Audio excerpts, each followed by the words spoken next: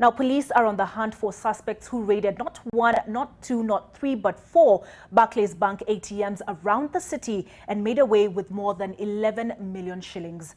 The robberies happened at Mutindwa, Buruburu, the Kenyatta National Hospital, and the Mata Hospital in South B. Charity Mwangi visited the crime scenes and reports on the mysterious withdrawals that have once again shone the spotlight on Barclays Bank.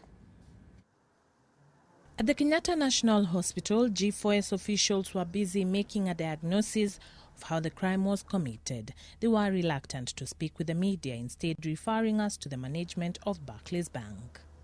A G4S staff reported that the ATM outside the hospital had malfunctioned.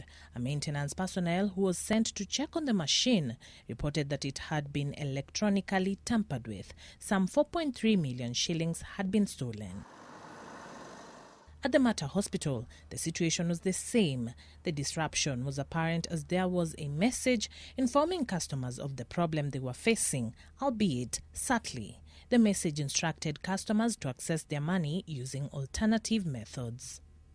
According to a police report filed at the Industrial Area Police Station, some 1 million shillings had been withdrawn from the machine. Police who responded to the incident found that CCTV cameras around the area had been covered in petroleum jelly.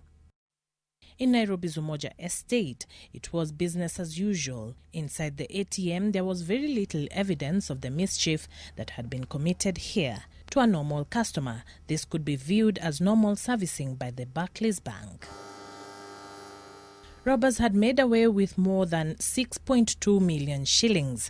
Police say the area is not covered by any CCTV cameras. It was also not manned by any guards. A G4S staff told police that the machine had been loaded with 7 million shillings 2 days before.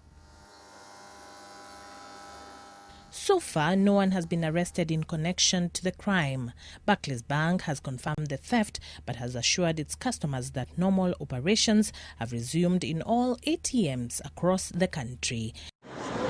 It's not the first time the bank is facing bad publicity. Just last month, flying squad detectives found 2 billion shillings in fake currency at its Queensway branch. But the owner of the cash, Eric Adede, however, denied the money was fake and requested the court to compel police to bring it to court. According to residents and those operating businesses here in Mutindwa area, there has been a lot of activity since the announcement of the theft on social media. Police officers have kicked off investigations alongside G4S security group that services the ATMs.